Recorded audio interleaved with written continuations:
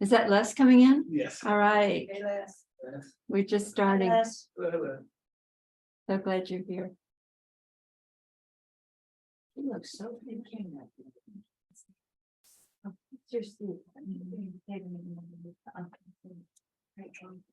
And my friend Barry from Massachusetts on the very far right has just joined. Wow. Welcome. I Welcome. don't think she's connected to the audio yet. Let's give her a second and then welcome. Sure. Welcome, Barry. Introducing you to Polly, my friend Polly. Waving. Hi, Polly. Nice to meet you. I'm so glad you're here, sweetheart. Yeah. We have East and West Coast, Yes. Wow. and right here in the heart of Hawaii. Hi, Hawaii.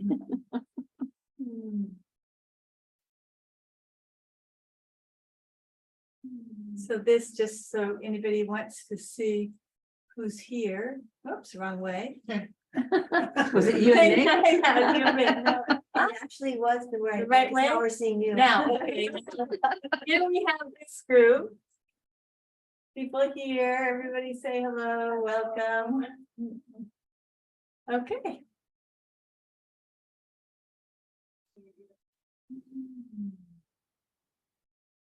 So now we'll just begin to join together in presence, and it's through the breath that we close our eyes to create a shared inner space. And on an inhale, just breathing in presence and awake awareness, breathing in. And on the exhale, just allowing everything to flow away that's not resonant with our true nature. And again, on the inhale, we come together, this shared awake awareness. And on the exhale, we go deeper, deeper. Falling out of the mind and into the heart of true nature, which is awake awareness, which is consciousness without an object. We come home. We can know this as home. It's where we feel fully our true selves, a consciousness without an object, scintillating, alive, present. Knowing ourselves as this, whatever else arises in whatever conditions, this is what's always true. In any moment where there's something that's untoward or doesn't feel coherent or peaceful, we can know that if we can let it go, if you can see it, you can let it go. Just acknowledging it, realizing that it's an object in the midst of true nature as consciousness. And so it's like, come home, allowing, relaxing, releasing, letting go into this vast awake awareness. There are no pairs of opposites here. There's actually no language here. We use language, and in the language we find the polarity, but falling out of our minds where language is held and into our hearts where awareness resides and fulfills everything, we come home. And the fullness of that is like the deliciousness of aliveness, the deliciousness of love and peace and freedom. Everything we are already, I am that. The name of the one, I am. Each one of us can say, I am that. I am this awareness in which realities arise. And knowing myself as this, I'm at peace. I am happy. I am free. And so it is.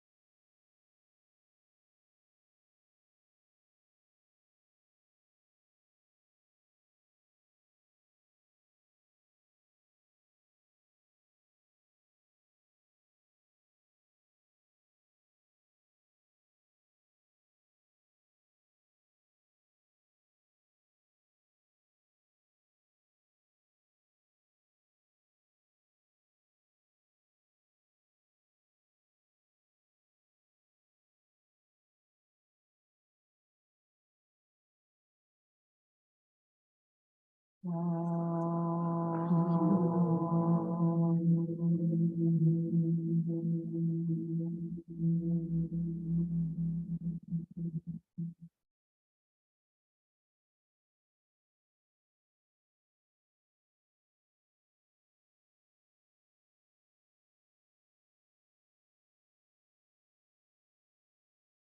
that space is a kind of honoring of what is true. It's an acknowledgement, I think, that especially when it's in a sangha, in a group, where we all share the commitment to what is true. And the acknowledging that when two or more are gathered, the potentiality is there for that expanded space, that sense of oneness and connection, and the higher frequency of authenticity.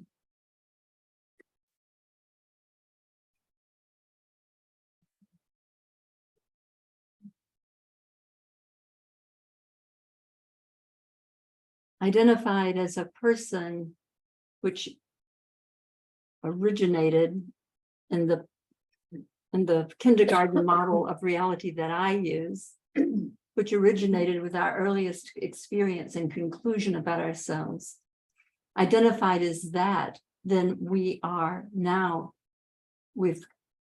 confiscated attention particles from all that is, which is awareness, on behalf of being a person that now has to interact with a projection that looks like an external reality. Sounds like a cosmic joke to me. It's like, what? But we've all had the experience of interacting from a place of limitation, which was our conclusion. I don't matter, I'm not good enough. And then from that place, and there's the other part of this piece, which is that then the projection, the distortion field, will always be showing up as what you've concluded about yourself. Reiterating, reinforcing the conclusion, I'm not good enough. And now you're having to interact with that projection.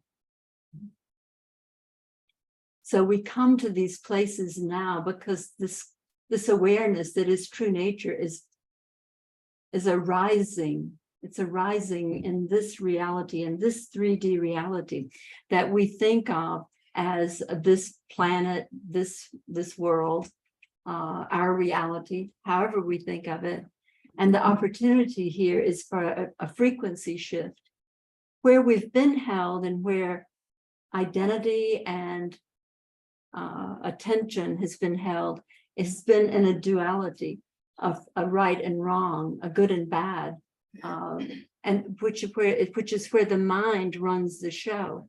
And so the mind, with its conclusions and its polarity, and because it's based fundamentally in fear and the need to get something or avoid something, what we see in our projection is something that has to be handled. What we experience then in our own inner reality and external reality are limitations and difficulties. So it's like now for me, how I like to describe the invitation. It's like reaching out your arms and reclaiming your attention particles from this projection. This projection that's through the lens of I'm not good enough or I don't matter. And the way we then have to interact with that. And so we're caught up, we're magnetized into an external, which is not causing the matter. And so there's no influence there. It's like we're caught up in this miasma. I call it a distortion field. So as we come home, and the way we come home is to realize that when we're triggered, when we're caught up in the belief that's reinforcing our conclusion about ourselves, we're contributing to the continuation of this reality that's based in fear and limitation and polarity. So even though we may at times, and all of us have had the experience of having the good end of the stick, the other end of the stick is not just implied, it's actually there. It's activated in a way, but not obvious. And then they shift, right? So everything's wonderful and we've got everything we need, the perfect partner, the perfect income, the perfect island, right? And all of a sudden it's like something happens and the other end of the stick comes up, because where we've been caught in what we call the mind is fundamentally the source of dualism. It's fundamentally the source of the polarity. It has everything as right and wrong and good and bad. And that frequency is one of fear. So what we're doing is we're waking up out of where we've been held. We've been confined to a frequency of believing that the external is the cause of my experience. And so we're pulled into trying to make correction in an external world. And by the time something, truly it's a cosmic joke. By the time something's showing up in the external world, it was seeded in the past. So we don't actually have access to correction here, right? Where we get pulled into trying to make a difference, trying to be good, trying to do the right thing, it's already too late. This was created priorly. This was created through a projection earlier on. So whenever you're dealing with the projection, the external reality, as if it were cause in the matter, and as if you can make a correction there, then that's a fool's errand. It will not, you can't. It's going to get boggier and a louder sucking sound, right? So that everything that gets corrected, all of a sudden there are 5 more problems. So we come home. As we come home to ourselves, we begin to be present in this moment. And being present in the moment puts us into what's in fact creating reality, which is the present moment, the quantum field. And as we show up there with clarity and presence, out no longer caught by fear or the need to get something or avoid something, now we'll begin to do what I love to call redream this reality. So the potentiality is always right here with us right now. But we can't be seated or caught up in fear and guilt and angst about the past or the future.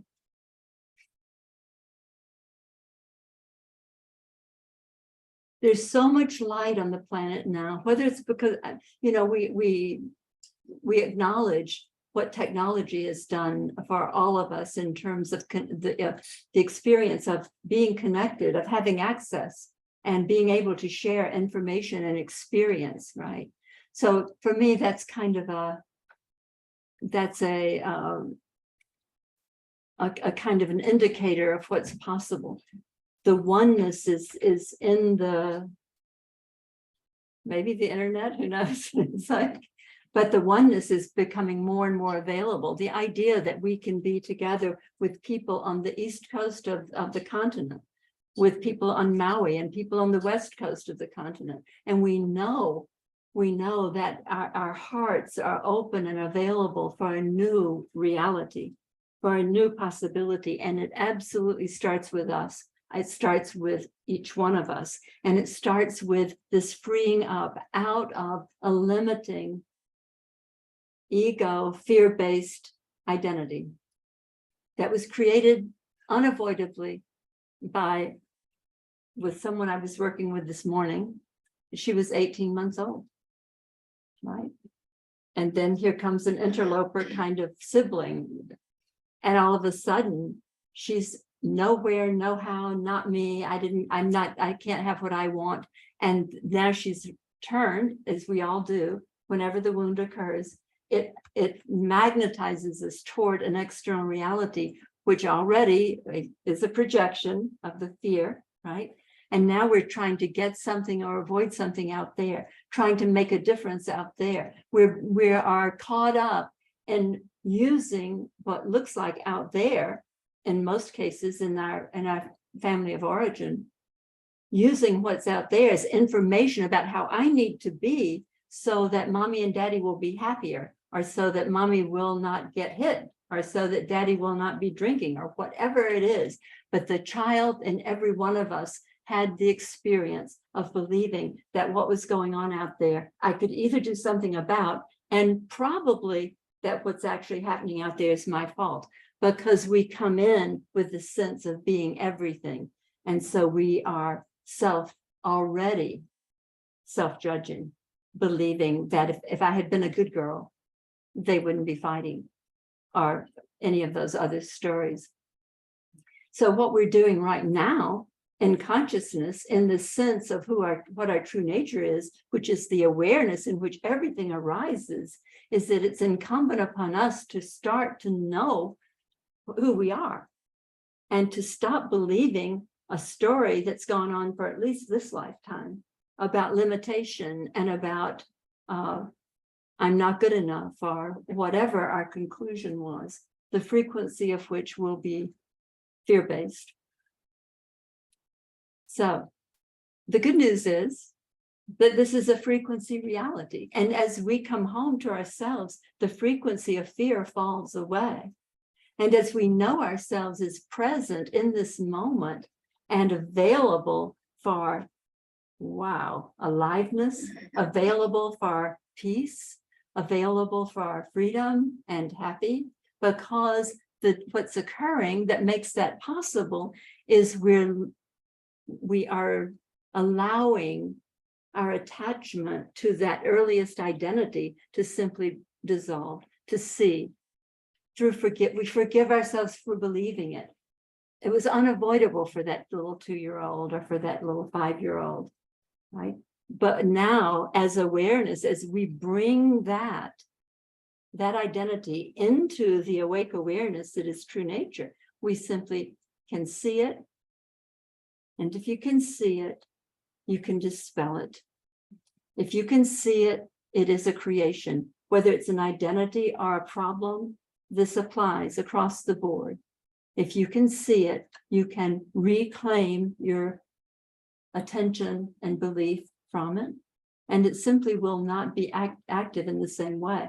And over time, it will fall away. It requires our continuing to be reactive to what it creates out of fear and limitation in order to have any kind of vitality, aliveness. And when all of us know these cycles earlier in our lives, decades where we were so believing that we were the person, it didn't have any kind of other possibility, and that we had to assert ourselves, we had to become somebody, we had to do whatever it takes to be successful, to get the right person in relationship. So now we're free, we're freer, there's spaciousness here. It's been created through technology. It's been being created through a shift in consciousness, basically. And so as we are relaxing out of our mind, where the imprinting of a conclusion by a 5-year-old or a 3-year-old has been running the show.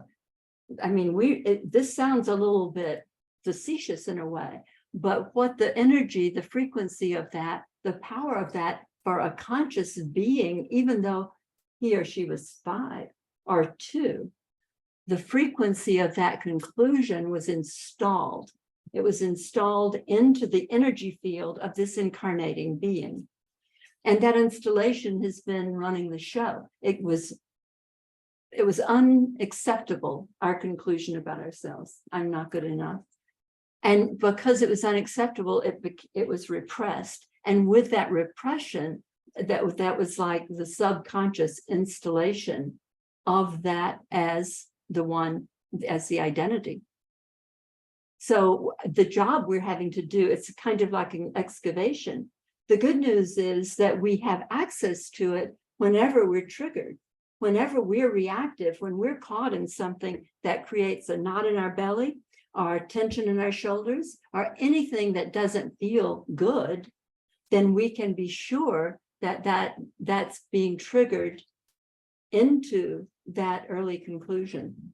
Because without the idea that I'm not good enough, what somebody says something about anything that might trigger me, it won't. All of us, I suspect, have done enough work that we've had these things that used to be serious problems when people were disrespectful or unkind or whatever. And now it's like, they don't show up anymore. because the other part of this kindergarten model is that whatever this whole thing that I just described as the characters, as the players, as the persona that we take ourselves to be, because it is a frequency reality, the frequency of that then shows up as our reality. So now we are interacting with something that's mirroring back to us. We're not good enough, or we don't matter. So it's a cosmic joke, right? It's like, just when I thought I was free of this identity, somebody triggered me. Yeah. Well, we want to be triggered. We want to have all of this being as it is, like an excavation. It's like bringing into the light of awareness everything that's creating difficulty for us. Because if it doesn't feel good, if it creates difficulty, it's simply not true. I mean, one of the greatest gifts in this generation has been the work of Byron Katie and the realization that if it doesn't feel good, you're believing something that's not true. And that can be a total opening into waking up to true nature. So I think what would be good now, if anybody has a question or a topic that we could interact with, I really appreciate involving other people in these satsangs together. If you're on the Zoom room, if you could hit the reaction button, and you'll see there's a raise hand. You can raise your hand there. If you're in the room here, you can just raise your hand. If I don't see you, then you can just shout out. Any thoughts, questions? Any Topics? electricity there? No, we lost I Inverness. thought so. I'd like to ask something, Polly. Yes, sweetheart. So is it that simple that if I'm feeling not appreciated by someone, that in reality, it's that in some way, somehow I'm not appreciating myself in some way? Is it that simple? It is. It's can be more complex in the experiencing of it or in the manifestation of it in your world, but it is exactly that simple. Because if it just as a consideration, just to experience, you have no doubts about yourself and no lack of self knowing oneself as true nature. If that's who you know yourself to be, people behave however they do, but it doesn't mean anything about you. On the other hand, if you have the early experience of not being appreciated or thinking that you're not good enough or whatever, then that's going to be a match and you're going to be triggered. Yeah. So you can see that if you don't have that, it won't be that trigger. It'll probably be another one until you simply drop the me, the me, the I, the mine.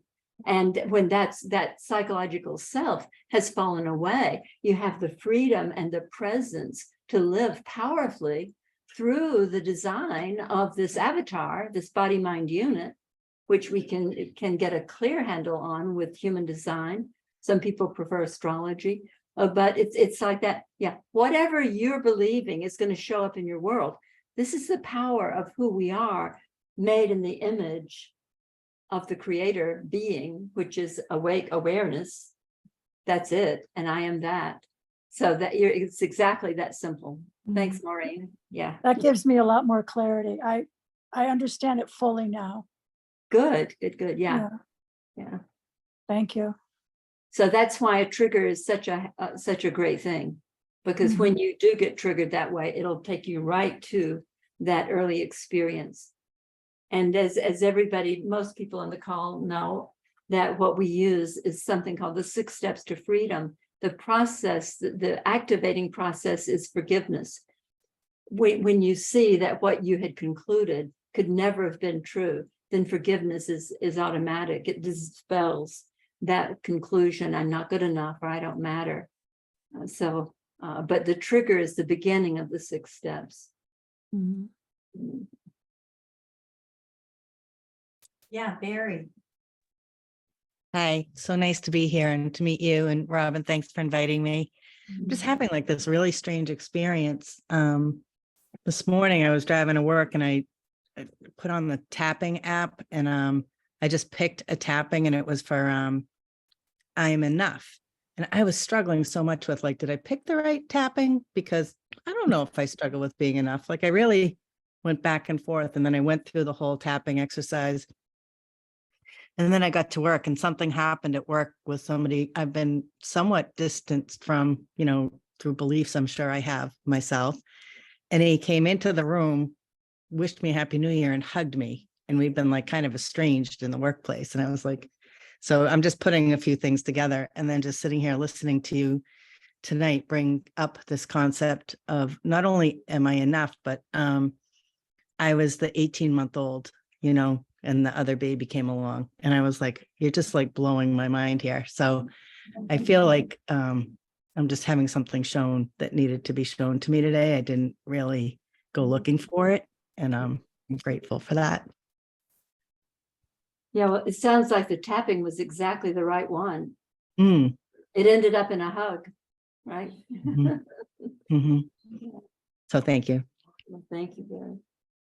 So glad you're here. Yeah, it's an amazing thing how immediate the shift, if the shift occurs here, then something in the external can click right away. I mean, all of us have had this what we call synchronicities or coincidences or incidences or whatever contraction we want to make of those two words. But they're not, they're simply the way in which we input into the quantum field that then shows up, because our input is exactly alike of the physicist who's observing of the light wave, and with the observing turns it into a photon. We are observing the frequency of who we're being, and out of that arises a reality. This is the way we create our reality. It's not exactly the way the secret would have us believe, with egos going around asserting manifestations, right?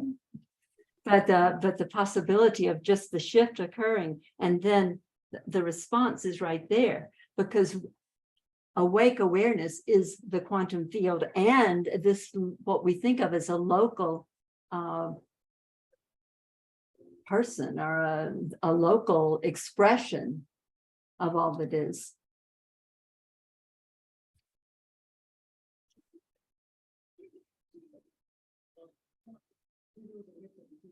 Yeah, Freya. Then what are we? And what are we? What are we? Wow. Well, the straightforward, simple, non-dual response is we are the awake awareness in which realities arise.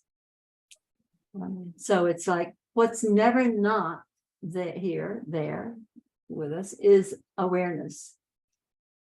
Awareness is it could be correlated to the quantum field, but we have a particular function as a particle in response reaction to the other aspect of ourselves, which is the quantum field, which is awareness. So we have in this 3D reality, the way it creates 3D reality style is because of what we have the power of limits, right?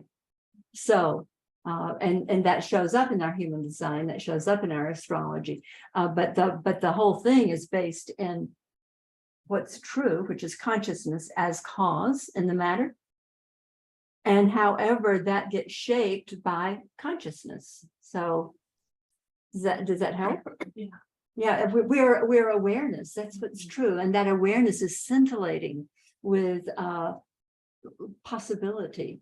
And it gets shaped and shows up as this perfect friend, or this perfect amount of money for a particular project, or it shows up as an impediment to where we thought we wanted to go, because we were caught. The awareness had been confiscated on behalf of fear. It had been confiscated on behalf of an idea about ourselves, like I'll never get it done. This is I'm not the one to do this. It might be phrased that way, right? So we are always through our frequency, which is most easily accessed to us through the language, which is our internal dialogue, right?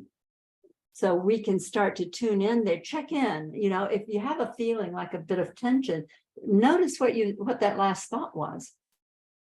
Because even though we believe that we are thinking, we're actually being thought. And the way in which we're being thought is another aspect of this reality as an energetic field. And that is that whatever our conclusion about ourselves, I'm not good enough, I don't matter. It's as if that's giving off, that's like a radio tower that attracts all the thoughts that match it in our voice. So we're thinking, oh, I never could do that. That's ridiculous. Why am I trying to figure out how to get this done? But that thought that we think we thought was brought in out of the ethers because the frequency was a match to our self-conclusion, our self-limiting identity. Does that make sense to you?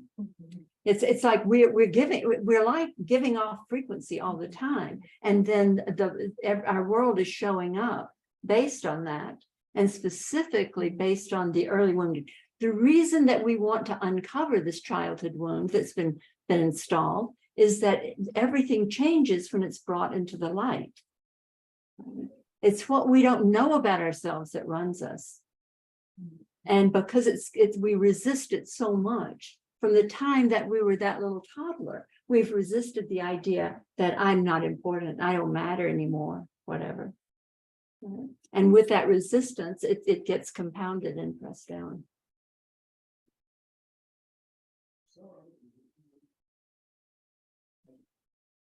So Pali, it's Amara. Yeah. Did you get glimpses of your wounded self ever? If there's a trigger or if something happens in your life? Well, it could happen any time, and if I did, I would. But for 13 years, there hasn't been enough of a person here for anything to show up like that, because that's what happens. We're not these people that we've made ourselves to be, right?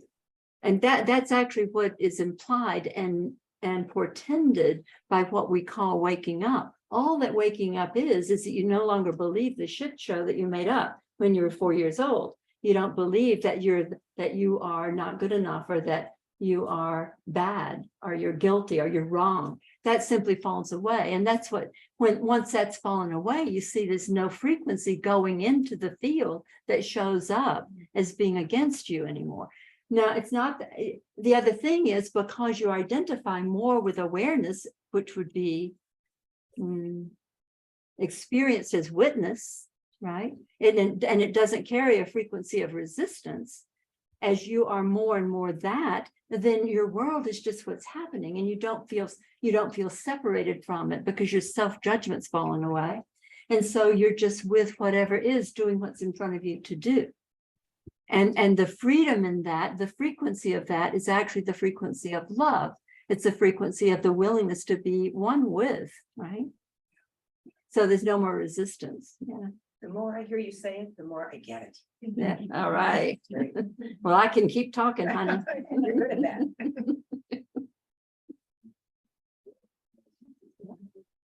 Yeah, this is the best game in town, I have to tell you. You want to be free from the lie that you concluded, maybe in a past life, but for sure some iteration of it in this lifetime, and which was like the stamp, it's like on a passport or something. We want to be free to move around the country. Yeah, Grace has her hand up. I'm noticing that there's a trajectory, a fork in the road between emotional triggers and physical, but today I was, this body bundle vehicle was just about unable to function. But I was just doing your little suggestion of just being in the moment, one moment at a time. And I just kept saying, just be in awareness, just be aware. You don't have to take it anywhere, do anything, make any conclusions, just But it's getting easier and easier. So it wasn't that I wasn't about not being enough or being a piece of shit or anything. It was about the body. Right, right, But I didn't come up with any sad story today. uh-huh, I just went, okay, this is what is. Yep. Well, how shall we mitigate? Want to lay down? Do you want to listen to Yeah. a meditation? Just be awareness. But it really, I was telling Yara when I first met, it really felt like a great test. Yeah. Like the graduate school exam today, one of them right. was, can you do it now? Can you be awareness right now? And Beautiful, not come up with anything that makes you feel worse, thinking. right. And so I noticed it was easier today than usual. That's my report. I love that. Yeah, gold star time. Yeah, the body, it takes the hit from the earliest aspect of incarnation. The body's taking the hit neurologically, endocrinology, every one of those systems, the body takes the hit. That's one of the reasons we have so much autoimmune. It's against ourselves, and it's like then it's expressed that way. But the way to be with the body now, as knowing yourself as awareness and not so strongly held by your early wounding conclusion, you have the ability to take care of the body. The body mind is not who you are.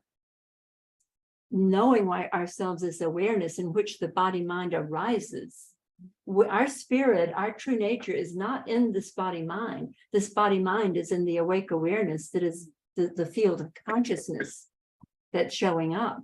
And so as we come home to ourselves, and it's very specifically because the body mind carries the fears. It carries the fear of death.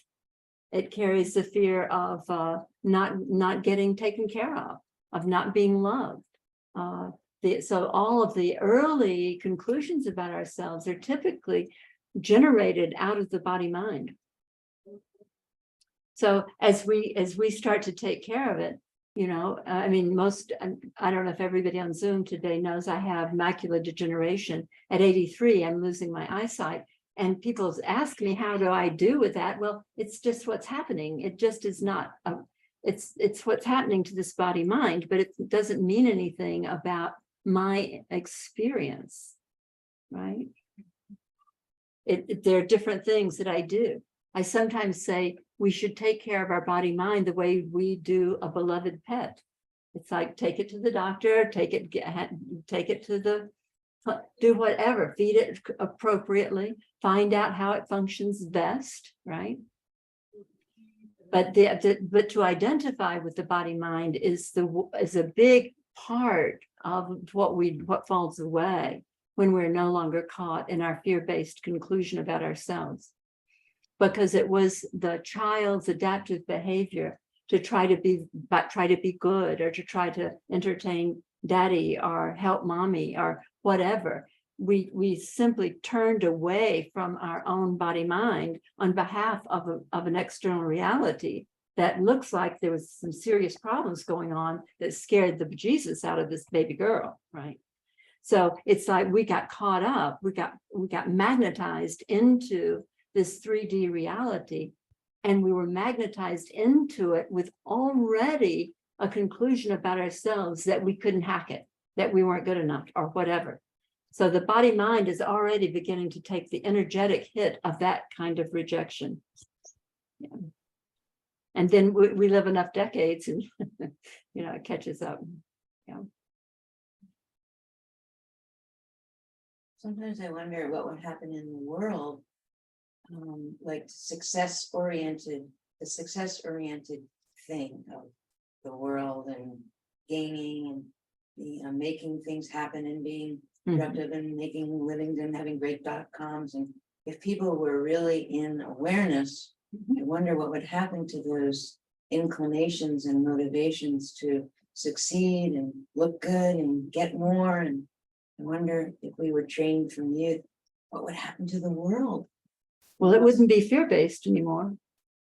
So we don't know what it would be. You can know for yourself as fear falls away in your self-definition, you'll start to feel the ease of interaction and the experience of having realities arise because it's the mind caught in fear with the need to get something or avoid something that creates most of that motivation that you just described. But life is alive and happening, and with the fulfillment of beyond what our minds in their fear-based needs make up. So I think that's what I'm pointing to when I talk about redreaming this reality.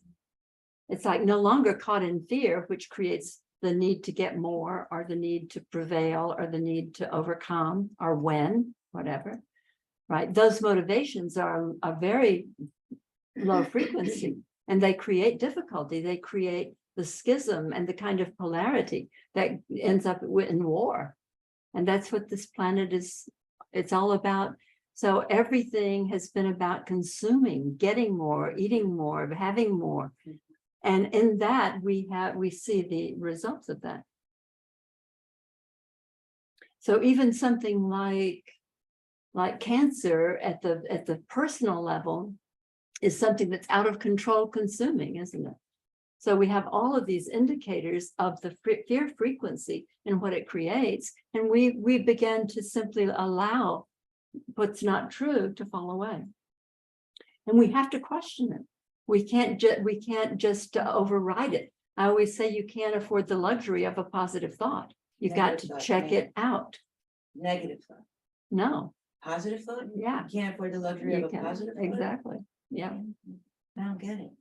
Because your positive thought is going to put sugar over the shit that's creating what you already don't want. Oh, That's just, yeah. So we have all of most of us have been on some spiritual journey or new age path for a long time, and we wanted to put up our what they call the boards we put up, vision board.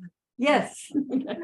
Put up our vision board and make our gratitude list and all of that, when in fact that's a person caught in fear who needs to do that. It's not that you can't do it, but it's who is it that needs to do it? Who's motivated to do that? Because the truth of who you are, the reality, is doesn't need to be positive thinking at all, because it's free and clear of the frequency of doubt, our need, our greed. Yeah.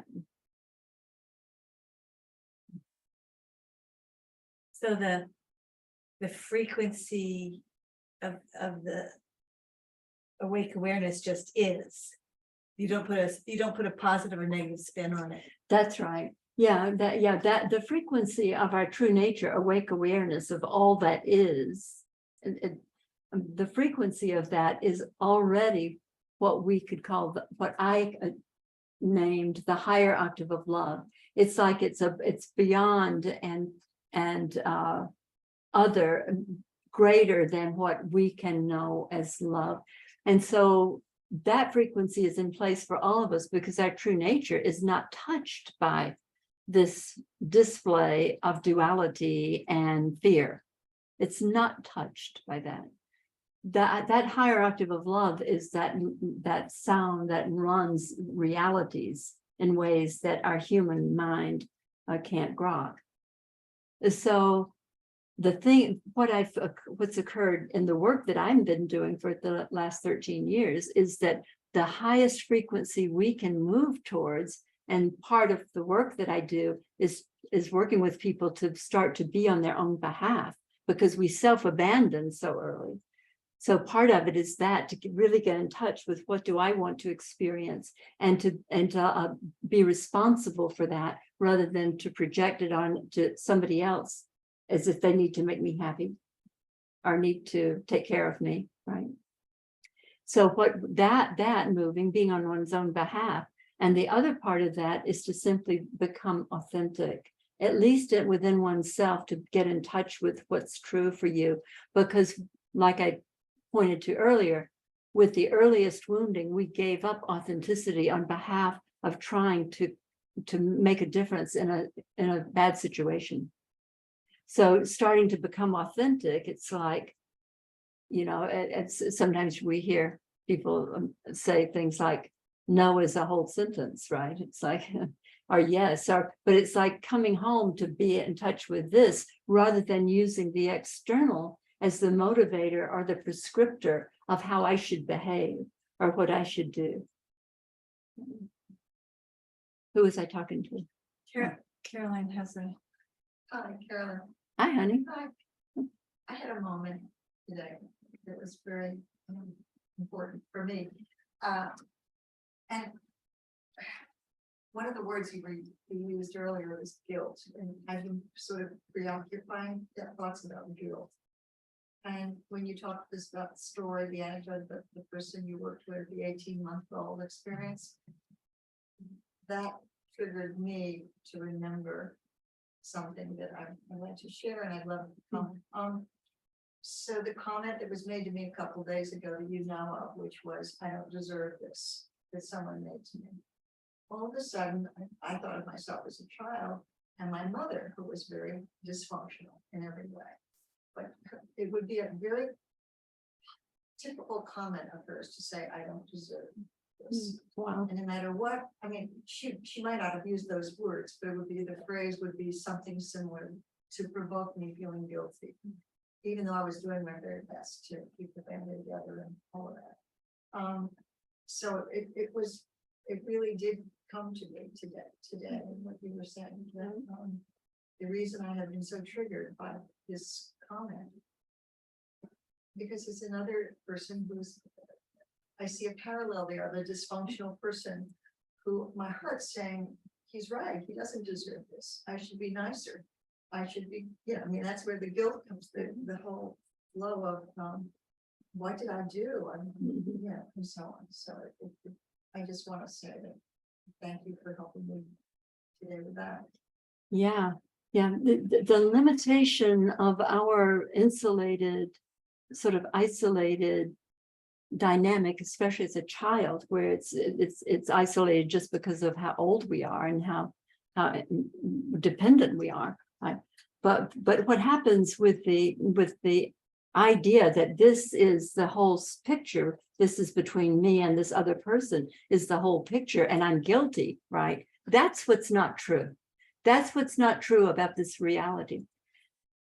When you become authentic and you say, whatever his laying on the guilt, or even you taking it on and believing that you should have been kinder or whatever, you're expressing what needed to be said to be on your own behalf, has repercussions way beyond what looks like this dyad, right? This interaction, whether it was you and your mother, or you and your partner, or whomever, right? So we can't, the reason that authenticity is so important is that we don't have any way to gauge or to get feedback on the larger picture. This is one awake awareness. This is one consciousness. This is one reality. And every input into it makes all the difference, right? So as you come into authenticity and saying what's true for you, you are lifting the frequency of this reality. It's not to try to give anybody more guilt or more of a job that I say this, but it's so that we start to understand the nature of reality. Nothing's isolated. There's nothing apart from anything else. Awake awareness is what is. And as we play our part in it, you see, we don't have the idea, we can't see, and nor do we need to. We have the gauge or the measurement of our own authentic, what do I want to experience? And as we come to that, because that's what we gave up with the early wounding conclusion, as we come to that, we make the most helpful impact on the whole. So, we get caught in our lane with, I'm a bad person. I should have been kinder. I didn't have to do whatever, right? But the reality is that your true north is the only thing you can go on energetically. And that's what creates the reality. This can be a kind of a high bar, but it's still the way it works. And I think it's helpful to understand that there's more at stake here than just one's own little guilt trip or trying to be a good person or whatever. I mean, it's incumbent upon us that we begin to be true north, say it the way it is, It's not against anybody else, even though it may come back to us at first, because we've been putting that it's my fault and I'm guilty and I'm a bad person, bread upon the water for this whole lifetime. So it's going to come back for a little while, but you can begin to relax into this expression of what's true for you. It's the only piece we got. It's the only access we have. The only litmus test we have is what do I want to experience? Because you can trust that that comes from a higher motivation than your adaptive behaviors that got put in place when you were 2 years old or 5 years old, and you wanted to make mommy happy, or you wanted to be a good girl or you wanted to hide or not be seen, whatever. Yeah, we've got to come into this more conscious alignment. And this is the way to do it. So we have about 3 more minutes before the top of the hour. If there's another question before we go into the 45-minute silent meditation, anybody has a thought or a question?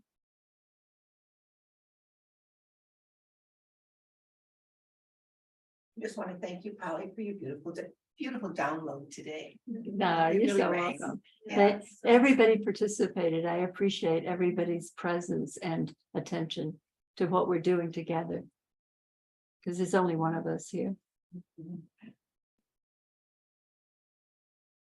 Carla, are you trying to ask a question? I can't. Yeah, I was trying to find my hand. And Okay, I I couldn't see you find it. All right. Well, I times, first of all, it's really nice to be here with you, Polly. First time I've sat with you, and I've heard about you for many years, so I'm really happy to be here. And I've heard you talk about the being in the 3 dimension, the third, the 3D world. Do you feel like as humanity that we're evolving to 4 or 5 or 6 or 7 dimensions, or and I guess within that question, it seems like we're moving as in humanity, that how you're functioning will become more the norm instead of how I'm functioning or how many of us are functioning is what's falling away. Is that? But yeah, I just think that we're all on this awakening path, that we're all on the awakening path. I think it's like, it's like in our individual experience, it's like I always say, you can't know you're good ahead of time. It's like when we begin to come true north and express from this higher frequency instead of out of fear, then as things arise, stuff shows up. You can't do it to get it, but when you do it, you do get it because it's a frequency reality. So in terms of the dimension thing, I believe that what we will move out of more and more is polarity. The 3D, I always say, I think maybe, well, I'm paraphrasing somebody, but that 3D makes for great art, but lousy spirituality. Yeah. So we have contrast and fun. We don't need to know. Some people believe that will try to hold on to the polarity at the level of how would I know what it feels like to be happy if I've never been unhappy? Well, we fucking well know. We know what it feels like to be unhappy. We don't have to have that contrast. Knowing our true nature as above and meta to the polarity, then we begin to create, like I said, a new reality. And that's it's very interesting to realize that, which is one of the things you're pointing to in my own experience of 13 years of not seeing anything as a problem. It's like, and because there's no self-judgment, which is what really does shift the distortion field, because there's no self-judgment, you don't feel separate from whatever's happening. So everything that that in quotes, we might aspire to in the new age version of waking up has to do with a dropping of the frequency of fear that's encapsulated or expressed through the wounded identity. Yeah. And then from that place, everything starts to be everything that there's no judgment of any kind, because there's no frequency, there's no, if the self-judgment's gone, all judgment's gone. So the reality shifts dramatically, and it starts to do that for all of us. Before that occurred in this body-mind unit, I'd had shifts in consciousness, which everybody on this call and in this room have had, that would create like all of a sudden there would be a different reality, you know, like people can disappear, circumstances change, and all of that occurs when one shifts identity. So what we're looking for is dropping fear-based identity and then trusting the arising, which is totally trustworthy because it partakes of true nature. And yeah, but I think it's more like, it's less dimensionality, but more like frequency. Yeah. Thank And you. that we are evolving. Absolutely. Well, we're awakening. There's no need for evolution. If the evolving of a person doesn't afford any shift in consciousness. That's what most of us have been involved in for this entire reality. That's you know, I call it the New Age Northern California syndrome. It's like we want to do one more workshop, and we want to do one more retreat, and we want to do one more 12-hour meditation. Yeah, but that's looking at the evolution of the person. But what we're doing is dropping the limitation of that personal definition, of that personal identity, and because that's what shifts everything. And to the degree that that's being dropped. So being a better person, while that's maybe admirable and make everybody around you happier than when you were an asshole, it simply is not what we're doing here. Yeah. Thank you. Yeah. Thanks, sweetheart. Thanks, Carmen. It was so well put. So thank you, Polly. Thank you, everyone, for being here. So special, so good. This is great. Yeah, so we're gonna go into meditation. You're welcome to stay, you're welcome to leave, you're welcome to leave at any time during the meditation. We're just gonna go into silence and frequency, Yes. a certain level of oneness frequency that is kind of the Molly, I'm gonna go home wonderful first. You thing. go take care of Thank you yourself. for All right. So glad to see you.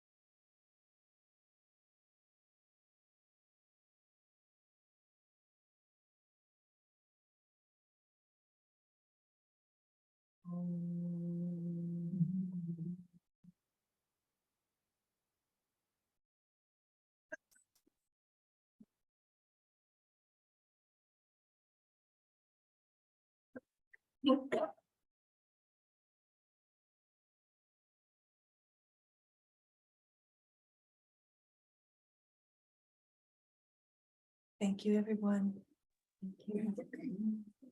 Blessings. Blessings. Thank you so much.